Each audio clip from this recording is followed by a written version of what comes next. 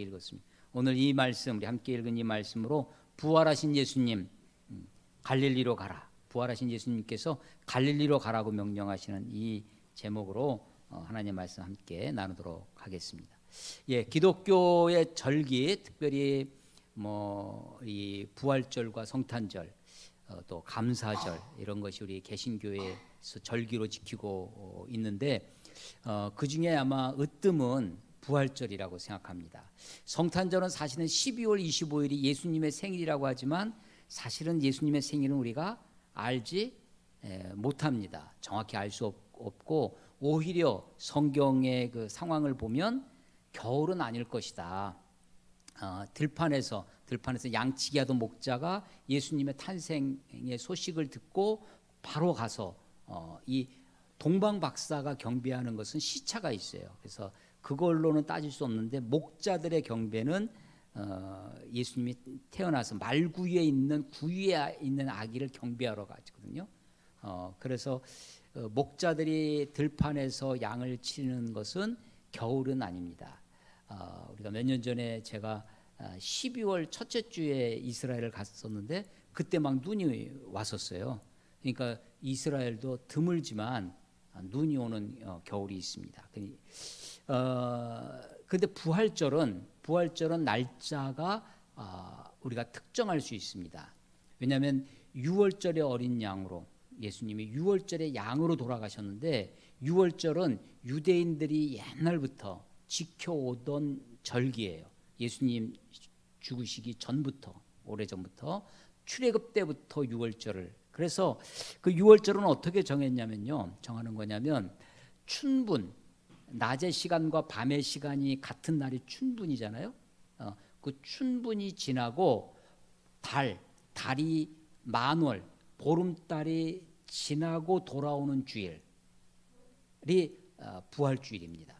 그러니까 6월절이 그 보름달이 지난 토요일이 6월절 시작하는 날이기 때문에 그렇습니다. 그래서 춘분은 양력이에요. 양력 3월 21일, 22일 그 둘 중에 하루입니다. 그래서 양력은 그대로 못 박혀 있는 거죠. 태양력은. 근데 음력, 달은 자꾸만 움직입니다. 음력은 날짜가 바뀌어서 그래서 부활절이 날짜가 해마다 좀 빨리 오기도 하고 좀 늦게 오기도 하고 그렇게 오는 거죠.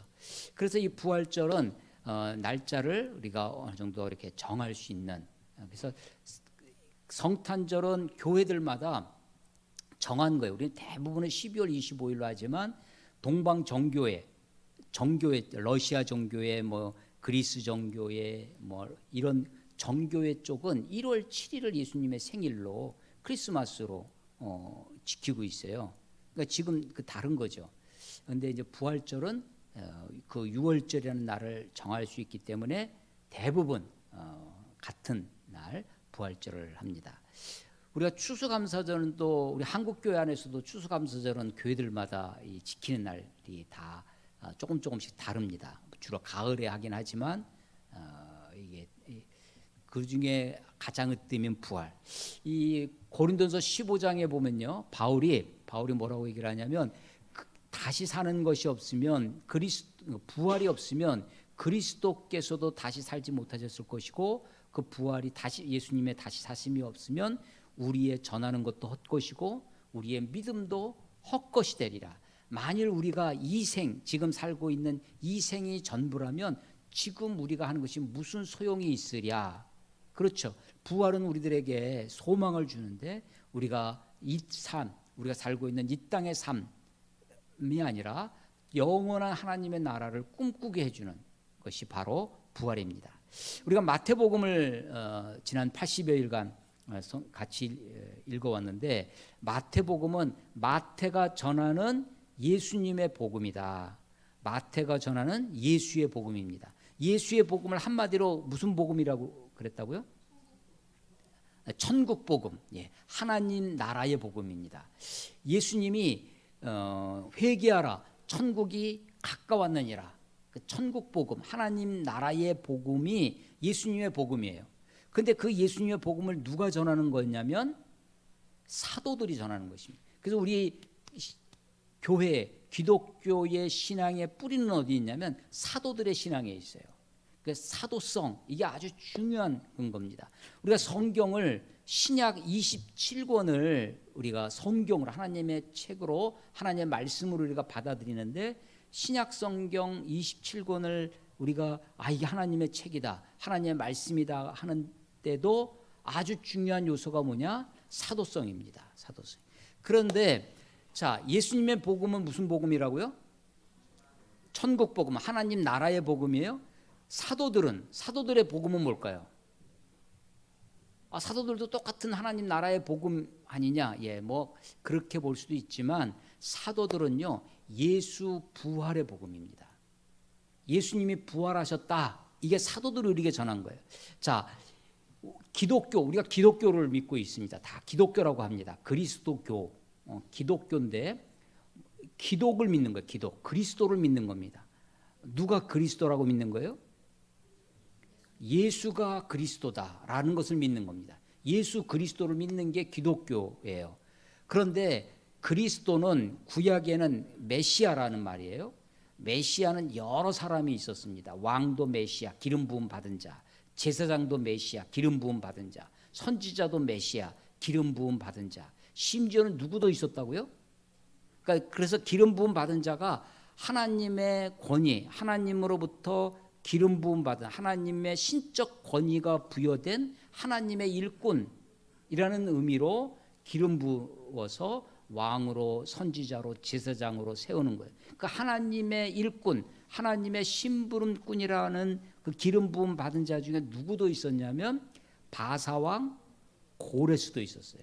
이방왕, 하나님을 알지도 못하는데 하나님의 도구로 쓰임 받았어요. 그래서 이스라엘 백성들이 포로로 잡혀간 그들을 이제 돌아가서 너희들은 성전을 다시 건축해라 라고 칙령을 내린 왕이 페르시아의 왕 바사왕 고레스였어요. 근데 이사야 선지자는 그를 나의 기름 부음 받은 고레스라고, 나의 메시아인, 이렇게 쓰고 있어요. 그러니까 메시아 그리스도라는 것이 구약에 여러 명이 있었다.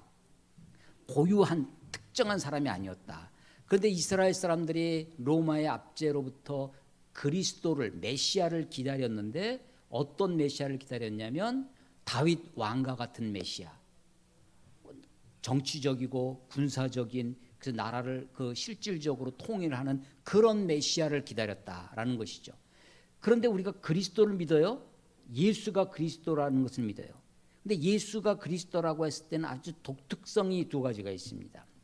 예수가 그리스도라고 했을 때 여러 구약의 제사장, 왕, 선지자 뭐 이런 여타의 다른 그리스도와 다른 예수가 그리스도라고 했을 때 독특성이 두 가지다.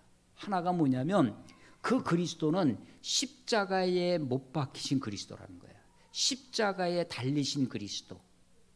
그러니까 예루살렘의 왕으로 임하는 그런 다윗 같은, 이스라엘 사람들이 생각했던 다윗 왕과 같은 그리스도가 아니라 사실은 십자가에, 그래서 바울이 고린도전서 1장 23절에 우리가 전하는 것은 십자가에 못 박힌 그리스도를 전하니, 십자가에 못 박힌 그리스도, 이게 그리스도의, 예수 그리스도의 독특성입니다. 그런데 또 하나 있어요. 두 번째 독특성, 그분이 하나님의 아들 그리스도라는 거예요. 그 고백을 한 사람이 누구예요? 베드로가 너희들은 나를 누구라 하느냐라고 했을 때 주는 그리스도시요 살아계신 하나님의 아들이시니, 하나님의 아들이신 그분이 다른, 그 예수님이 비유로, 천국 비유도, 천국은 마치 무엇과 같으니 해서 어떤 사람이 밭을 하인 그 종들에게 나눠줬는데 나중에 세를 받으러 보내면서 종을 보냈더니 이 사람들이 그 종을 때리고 죽이고 하는 거예요.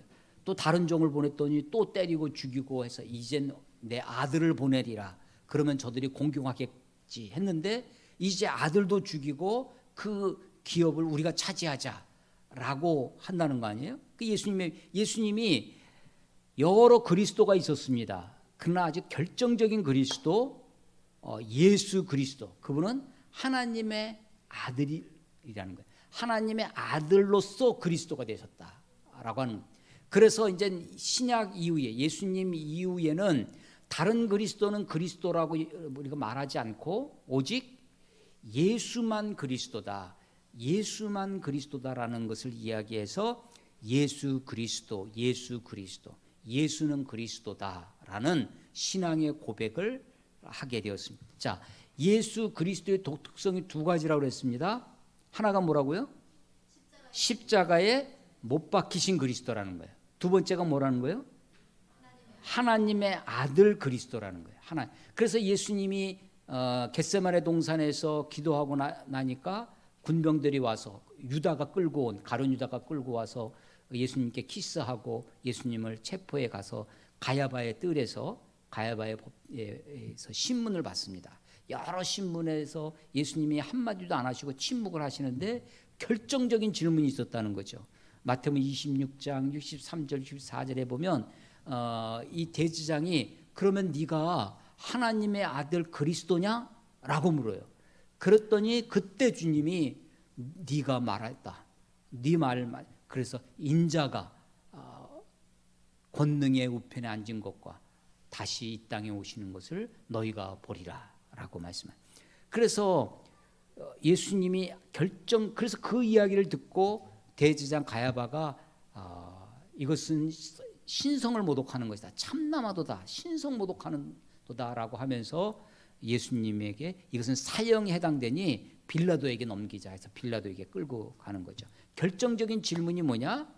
네가 하나님의 아들 그리스도냐라고 하는 것입니다.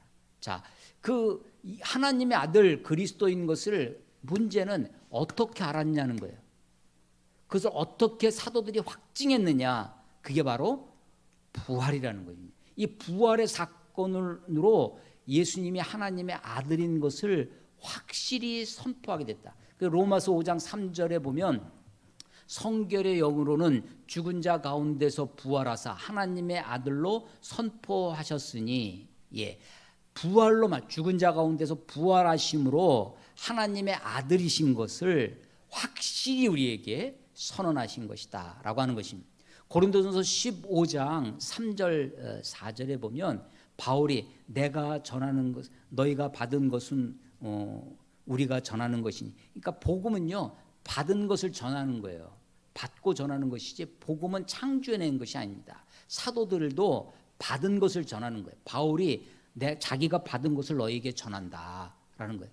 성경대로 우리의 죄를 위하여 죽으시고 장사된 바 되었다가 성경대로 사흘 만에 다시 살아나사 게바에게 보이시고 12 사도에게와 500여 사람에게 일시에 보이시고 마지막에는 만삭되지 못한 나에게까지 보이셨다라고 바울이 고백하는 거예요. 자, 성경대로 죽으시고 장사되었다가 성경대로 다시 살아나시사 이러이러한 사람들에게 보이셨느니라. 성경대로 죽으시고 죽으심이 확실하다는 거예요.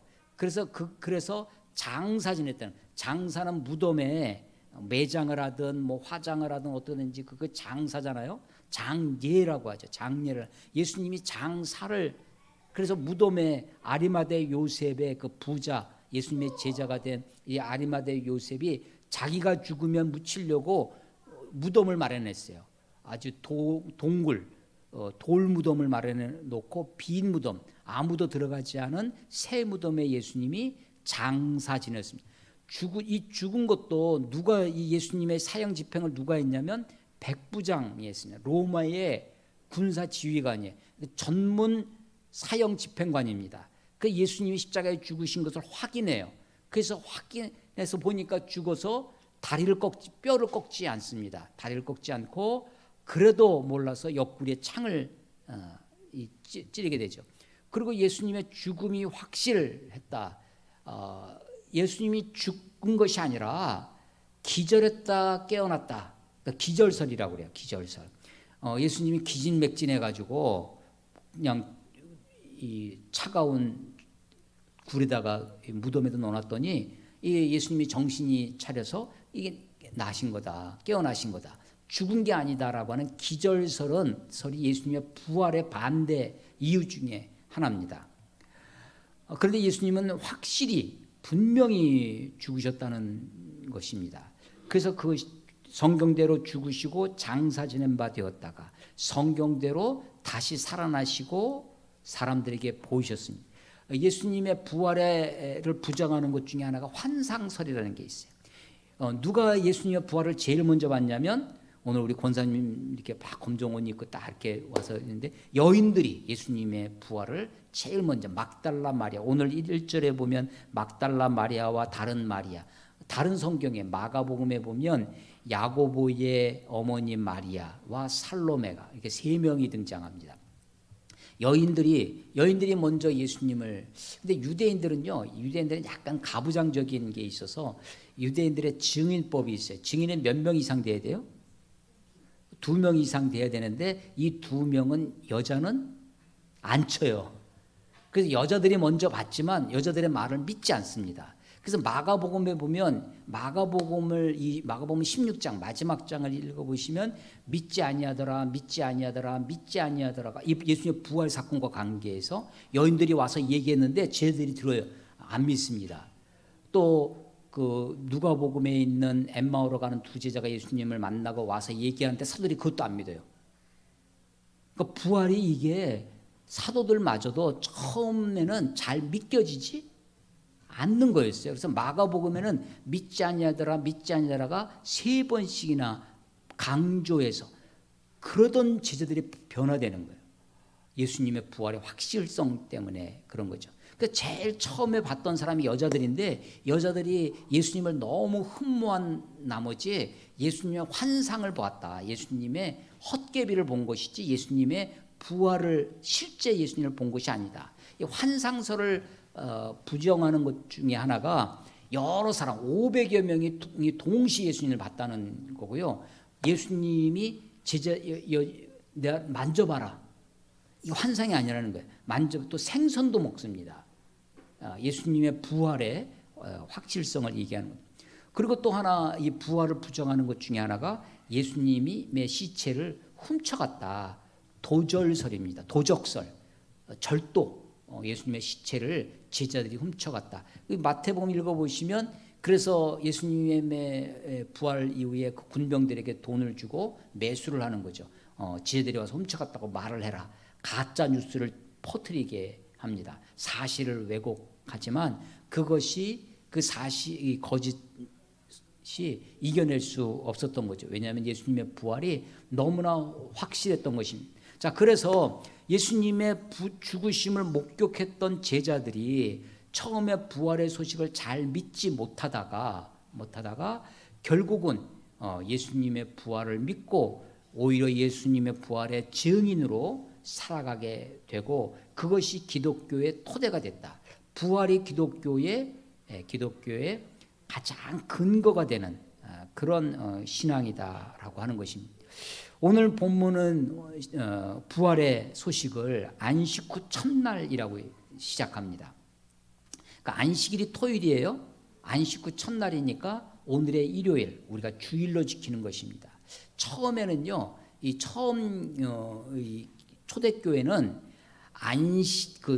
유대교와 기독교가 구별되지 않았습니다.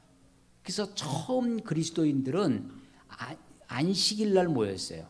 사도행전에 보면 상당 부분에 안식일 날 회당에서 갑니다. 사도행전 앞부분에서도 오순절 성령의 그 강림 이후에도 날마다 모이기에 힘쓰니 할 때 그 날마다 어디에 모이기에 힘썼냐면 성전에 모이기에 힘씁니다. 날마다 유대인들이 모이는 성전에 언제? 안식일에. 그런데 점점점 유대인들과 다른 거예요.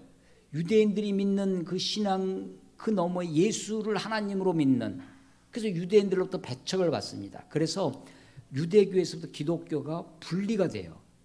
장소도 성전이나 회당에서 모이지 않고 교회에서 모이게 됩니다. 에클레시아라고 하는 모임이 따로 모이게 되고요. 그리고 날짜도 안식일이 아니라 안식 후 다음 날, 안식 후 첫날인 일요일 날, 시간적으로도 분리가 돼요. 그래서 유대교와 기독교가 이렇게 나뉘어지게 됩니다. 그 날을 우리는 주님의 날, 주일로, 물론 사실은 일주일 7일이 다 주님의 시간이죠. 모든 시간은 하나님의 것입니다. 그렇지만 일주일 중에 6일은 너희가 너희 뜻대로 하나님을 위해 살아라 라고 하는 것이고, 주일은 이 날을, 그래서 모든 시간이 하나님의 시간입니다라고 고백하면서 공동체로 함께 모여서 예배하는 것이 이제 주일이죠. 안식 후 첫날 여인들이 예수님의 향료를 가지고, 마가복음에 보면 향을 바를, 너무나 급하게 장사하느라고 예수님의 시신에 향료를 바르지 못했어요. 그런데 여인들이 걱정을 합니다. 그 돌을, 그 큰 돌을, 무덤을 막고 있는 돌을 어떻게 치울까 고민하면서 가요. 그런데 지진이 일어나고 하나님이 그곳을, 돌을 옮겨주죠. 천사들이. 그래서 돌도 옮기고, 그 지진 때문에 군병들이, 그것을 지키고 있던 군병들이 그냥 죽은 것과 같은, 4절에 보면 죽은 사람과 같이 되었습니다. 그 군병들 때문에도 여인들이 가까이 가지 못했을 텐데, 그 지진 때문에 큰 지진이 일어나서 돌도 옮겨지고 또 군병들도 거의 죽은 것처럼, 그래서 여인들이 그 빈 무덤을 확인하고 돌아가죠. 근데 천사들이 뭐라고 얘기를 하냐면 7절에 보시면요, 6절, 그가 여기 계시지 않고 그가 말씀하시던 대로 살아나셨느니라. 와서 그가 누우셨던 곳을 보라. 또 빨리 가서 그의 제자들에게 이르되 그가 죽은 자 가운데 살아나셨고 너희보다 먼저 갈릴리로 가시나니 거기서 너희가 배우리라. 갈릴리로 가신다는 것을 이야기해요. 근데 가다가 8절에 그 여자들이 무서움과 큰 기쁨으로, 이게 두 가지 양가 감정입니다. 마음속에 무서움도 있어요. 근데 기쁨도 있어요. 큰 무서움, 큰 기쁨. 그럼 달려가다가 예수님을 만나요. 예수님이 동일하게 천사들이 했던 것처럼 갈릴리로 가라, 무서워하지 말고 갈릴리로 가라고 말씀하신. 그래서 제가 마태, 마가, 누가, 요한을 이번에 같이 이 부분을 다 읽어보니까 마태복음의 특징이 있더라고요. 이 사복음서가 비슷비슷한데 다릅니다. 근데 이 마태복음의 특징이 어디 있냐? 마가복음은요, 아까도 말씀드린 믿지 아니하더라, 믿지 아니하더라, 믿지 아니하더라 3번씩이나 강조되어 있어요. 근데 이 마태는 갈릴리로 가라, 이게 강조점이더라고요. 갈릴리로 가라. 천사들이 말을 했는데 예수님이 또 나타나셔서 갈릴리로 가라 그래요. 마태복음에는 그 말이 없는데 마가복음을 보니까 여인들이 가는데 아무 말도 못합니다. 사람들에게, 아무 사람에게 아무 말도 하지 못하더라. 여자들이 너무 놀란 거예요. 그리고 내가 지금 본 게 진짜인지 가짜인지 자기들도 지금 마음이 환상을 본 건지, 그래서 여자들이 말을 못해요. 못하대. 그래서 예수님이 또 나타나셔서 여인들에게 지세들에 가서 갈릴리로 가라고 그 얘기를 하시는 거예요. 그래서 성경을 읽으면서 도대체 예수님은 왜 갈릴리로 가라고 하시는 것인가? 지금 예루살렘이잖아요. 예루살렘 성 골고다 언덕 바로 그 옆에 예수님의 무덤이 있는데, 거기서 예루살렘에 머물러. 누가복음에 보면요, 누가복음은 좀 다릅니다. 누가복음은 이 성에 머물러라. 사도행전 1장에 보면 예루살렘을 떠나지 말고 이런 말씀도 있어요. 그런데 이 성에 머물러라, 예루살렘을 떠나지 말라고 하는 것은 영원한 말씀이 아닙니다. 마태복음 우리 19절 20절에 보면 그러므로 너희는 가서 모든 족속으로 모든 민족으로 제자를 삼아, 그러므로 세상 땅끝까지 가라고 하시는 말씀처럼, 사실은 예수님이 제자들에게 주시는 말씀 중에 온 세상을 향한 말씀이 있죠. 그런데 굳이 마태는 갈릴리로 가라, 갈릴리로 가라 라는 말씀을 천사들의 말과 또 예수님이 직접 오셔서 하시는 말씀으로 강조를 하고 있습니다. 갈릴리는 어떤 곳이었습니까? 지제들에게. 일터? 예, 갈릴리에서 고기 잡고 했던, 또 갈릴리에서 그 속에서 예수님을 만나고 예수님께 말씀을 듣고 했던 것이에요. 그 일터면 갈릴리면 뭐가 생각나세요? 갈릴리 호수가 생각납니다. 그런데 정작 내가 거기 갈릴리에 가서 너희를 만나리라 라고 했는데 이들이 갈릴리를 어떻게 가느냐? 예수님을 만나려고 하는 그런 부푼 마음, 예수님을 만나고자 하는 기대를 가지고 갈릴리로 가지 않습니다. 갈릴리로 가는 이야기가 어디 있냐면 요한복음 21장의 맨 마지막 장에 갈릴리에 있어요. 지혜들이 예루살렘에 있다가 예수님이 부활을 하셨다고 여인들이 와 또 얘기하고 엠마오로 가던 지혜들도 예수님을 봤다고 하고 오고 또 자기들도 요한복음 20장에 보면 안식 후 첫날 저녁에 다락방에 있을 때 예수님이 호련히 그 방에 오십니다. 그래서 그때 도마가 없었죠. 그 도마가 없어 일주일 후에 여드레 후에 도마가 있을 때 예수님 또 나타나셔요. 내 손을 만져봐라. 나의 주 나의 하나님. 그 도마가 고백을 할 때 예수님이 네가 나를 본고로 믿느냐? 보지 않고 믿는 것이 복되다. 이런 사건들이 이미 부활의 예수님을 만난 여인들의 이야기, 엠마오로 가다가 돌아온 제자들의 12사도가 아니에요? 이 제자들의 이야기, 또 다락방에서 예수님을 만난, 부활의 예수님을 만난 그 제자들의 이야기가 있음에도 불구하고 요한복음 21장에 제자들이 왜 갈릴리로 가냐면 베드로가 나는 고기나 낚으러 가야 되겠다 하면서 가는 거예요. 그러니까 제자들이 지금 갈릴리로 갈 때는요, 예수님을 만나자. 예수님이 우리보다 먼저 갈릴리로 가신다고 그랬어. 그래서 가는 기대를 가지고 가는 게 아니라 낙심을 해서 가는 겁니다. 낙심과 낙담과 그걸 가지고 다시 돌아가서 어디로 가냐면 바닷가로 고기 낚으러 가는 거죠. 마치 뭐가 같냐면 퇴행하는, 우리가 성장해서 언니가 되고 오빠가 되고 했는데도 동생이 태어나면 거꾸로 가잖아요. 퇴행하는 것처럼 바닷가 거기서 주님 부르셨는데 부활의 예수님까지도 보았음에도 불구하고 갈릴리로 가는 거예요. 그때 갈릴리로 갈 때 어떻게 해요? 낙심과 낙담을 가지고 갑니다. 그래서 베드로 가서 고기를 낚는데 한 마리도 못 낚아요. 한 마리도 못 낚은 그 베드로 그 어부들에게 주님이 나타나십니다. 해안가에서 아이들아 얘들아라고 부르세요. 야, 그 그물을 배 오른편에 던져봐라. 그랬더니 고기를 많이 낚습니다. 그때 나중에 육지에 와서 쉬어보니까 몇 마리였다고요? 예, 153마리. 모나미 153, 153 그 숫자로 이렇게 낚았다는 거예요. 그랬더니 그 제사 요한이 보고 주시라. 베드로가 그냥 텀벙 물속에 옷을 입고 물속에 들어와서 막 와서 봅니다. 와서 봤더니 예수님이 숯불을 피워놨어요. 그리고 거기에 생선도 있고 떡도 있어요. 예수님이 제자들이 갈릴리를 뭐하러 갔다고요? 예수님을 만나러 간 것이 아니라 낙심과 낙담 중에 고기 낚으러 갔습니다. 그런데 예수님은 거기에 찾아오셨어요. 예수님이 추적해 오셨습니다. 추적해 오신 예수님이 제자들에게 추억하게 하십니다. 무엇을 옛날 베드로를 처음 부를 때 그때도 허탕쳤어요. 밤새도록 고기를 낚았지 한 마리도 낚지 못했는데 그 밤도 고기를 낚지 못한 허탕친 인생이었습니다.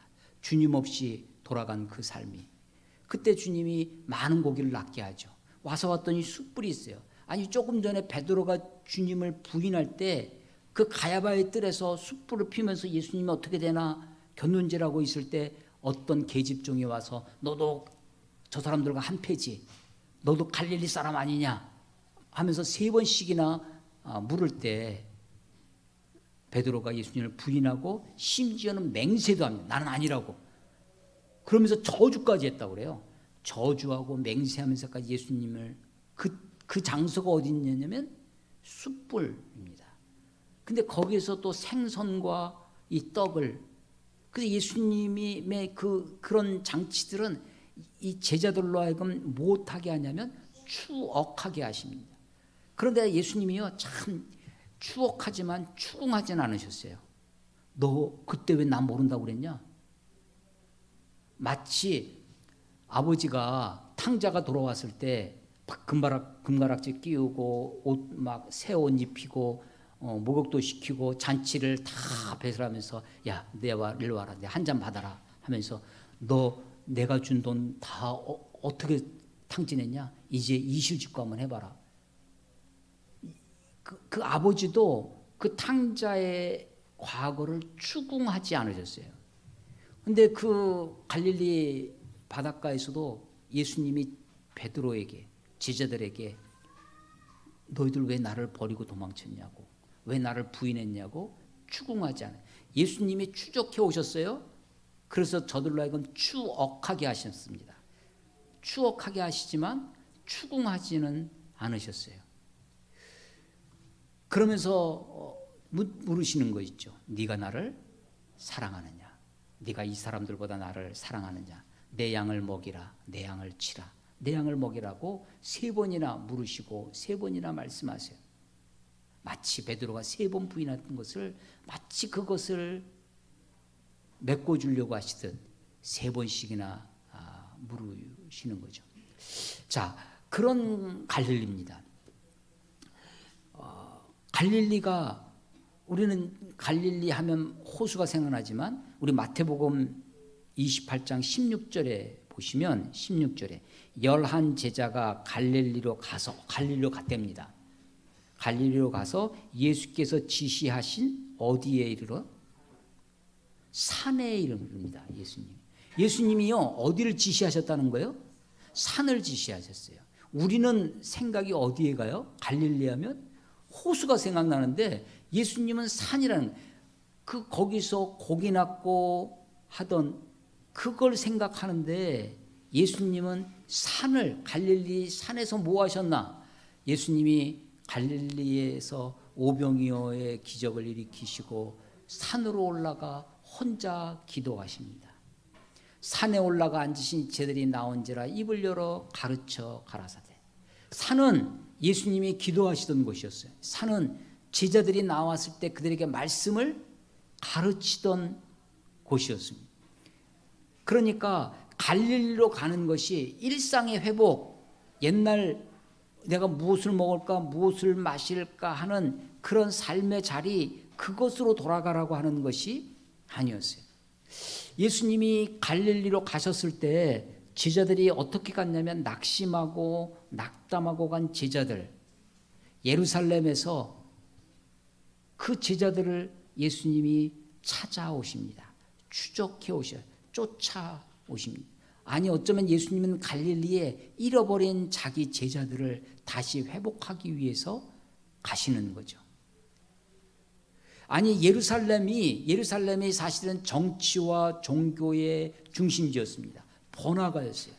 그 예루살렘에서 만약에 제자들을 일으켜 세우셨다면 그 예루살렘에 있는 그런 거기서 만약에 예수님이 제자들에게 어떤 일을 하셨다면 더 많은 군중들을 동원하실 수 있었을 것입니다. 그런데 예수님은 이 부활의 소식을 어떤 군중의 힘, 어떤 대중적인 어떤 운동, 무브먼트나 어떤 그런 것으로 만들고려 하지 않으십니다. 예수님의 부활을 정말 갈릴리로에서 그래서 물론 이들이 다시 갈릴리에 갔다가 예루살렘으로 돌아옵니다. 예수님의 부활은 어디서 하냐면 예루살렘 감람산 바로 옆에 있는 베다니라는 곳에서 예수님이 승천하세요. 그래서 너희가 여기서 아버지 약속하신 것, 성령님이죠. 약속하신 것이 올 때까지 이 예루살렘을 떠나지 말라고 하십니다. 그리고 거기서 성령의 강림 이후에 그들이 거기가 너무 좋은 거예요.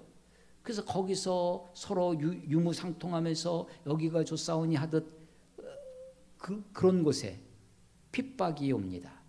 그래서 사마리아로 또 온 유대로 그렇게 흩어지기 시작하면서 기독교가 전래되어지는 것이죠. 갈릴리 부활하신 주님이 예루살렘을 정복해라, 예루살렘에 우리의 깃발을 꽂아라 라고 말씀하지 아니하시고 잃어버린 양이 있는, 아니 주께서 기도하시던 그 산, 주께서 말씀을 가르치던 그 산 갈릴리의 그 자리로 가서 그들을 회복시키시고 그들에게 새로운 사명, 내 양을 먹이라, 내 양을 치라 명령하시는 것입니다.